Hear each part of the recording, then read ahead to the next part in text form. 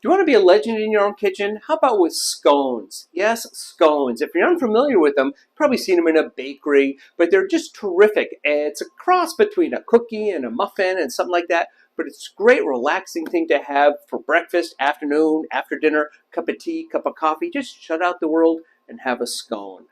Let me show you how to make them, even a gluten-free one. It's just fantastic, it's simple, and there's no one way to do it, so it can be your own scone. First of all, the dry ingredients. I have here, I've got some flour. Gluten-free flour works real well too. I've got some flour, baking powder, a little salt. I need just a whisper, a bit of nutmeg. Yes, you can buy it in a little container, but I just love zesting nutmeg. You don't need a lot, especially when it's like this in its original state. That's all you need. Oh, just get that. I smell nutmeg. And now, lemon zest, orange zest, they both work really well.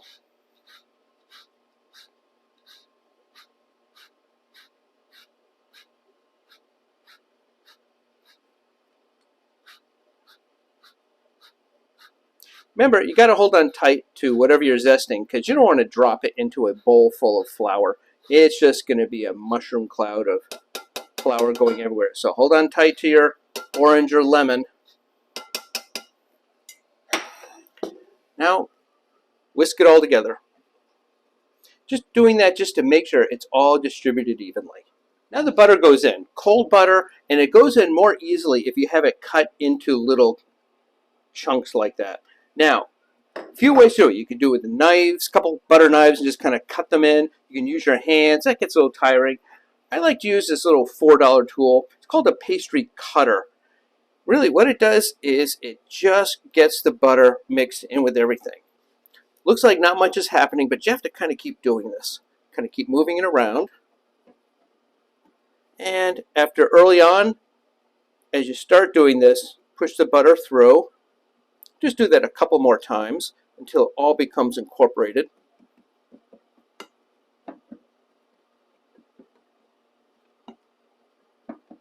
I want it to look like big lumps of sand.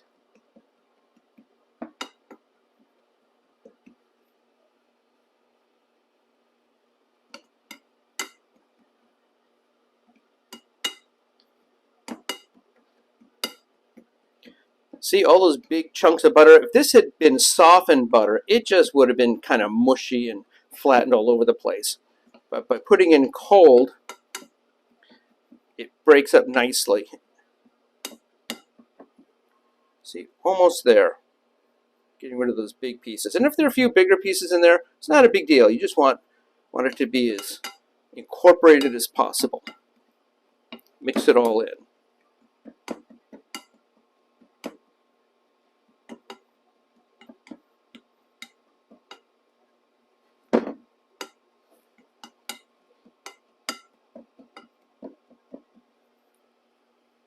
I think that part's good. Now how about some dried fruit? And I don't know if you noticed, but you know what's missing from this recipe when I mix all the dry ingredients together? I didn't put any sugar in. Scones are not naturally hugely sweet like a cookie, and often there is a little bit of sugar in there. However, for the sweetness for this one, I'm going with a cup of dried fruit. Now it's all chopped up. Look how small you want to do it.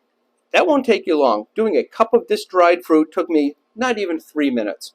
And, yes, I timed it. And I've got a mixture. You can use any kind you want. You can use all of one kind, apricots. So I've got apricots, dried cranberries, and dried cherries in here. And that's going to give you just a bit of sweetness because, again, this isn't sweet like a cookie, but it's got a bit of sweetness just from the dried fruit. I'm just going to stir it all together just so everything is evenly mixed together.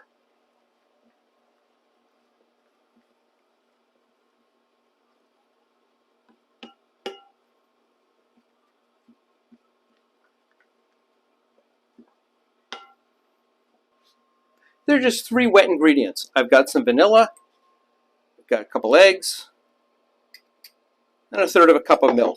Let me just start getting these broken up a little bit. That one's putting up a fight. There we go.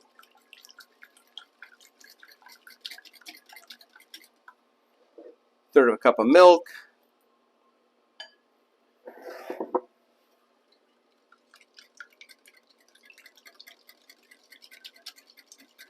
Just whip that around for a little bit.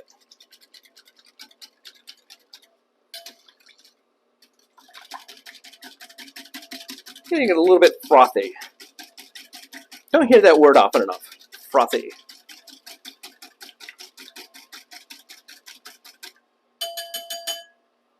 Right. Just gonna mix this all together.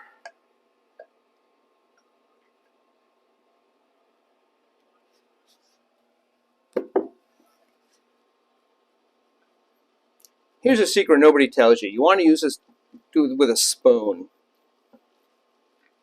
If you try and use a whisk, it's just going to get stuck inside the whisk. How do I know? Yeah, I tried that once.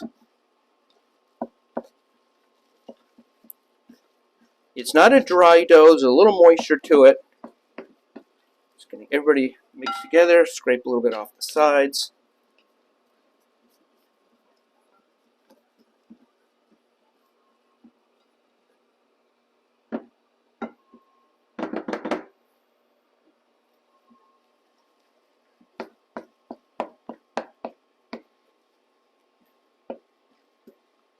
Time to go into the pan. Now's your big decision time. Scones can be any shape you want them to be. They could be triangular. There are special scone pans. You can put them in a cake pan and just kind of cut them that way. I like mine to go onto the sheet pan, just kind of drop them on. You need about 1/3 of a cup to drop it on. I'm going to get about 8 or 9 scones out of this. Or if you have a cookie scoop, it's even easier. But it's entirely up to you what you want your scones to look like. Let me show you. Clean off this. Don't want to waste any. And just scoop it out. Just like that.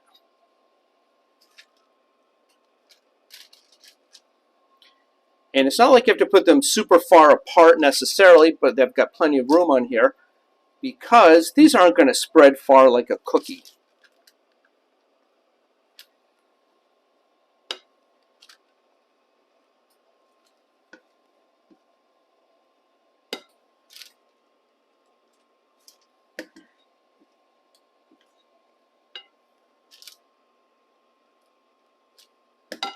And let me see, I get at least one more here, probably one more. I think there should be a Nobel Prize for whoever invented the rubber spatula. There we go. Scoop that in there. And I'm just going to throw it there in the pan. I'm going to flatten out the top a little bit, not much. And now I'm going to let this rest for about 15 minutes. You don't have to, but I'm going to let this rest for about 15 minutes before I pop it in the oven. And here they are. These look great. Nicely browned. See the fruit popping through. Nice and tender inside, but a nice firmness to it. That is a scone. And that needs a little butter.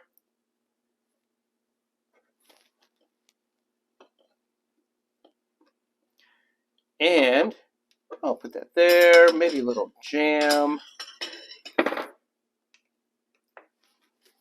Maybe more than a little jam. Look at that.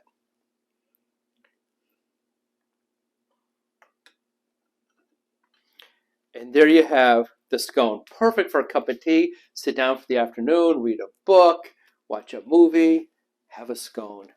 Cup of tea. We hope you liked this video, and please, we'd love it if you were to hit subscribe. Thank you.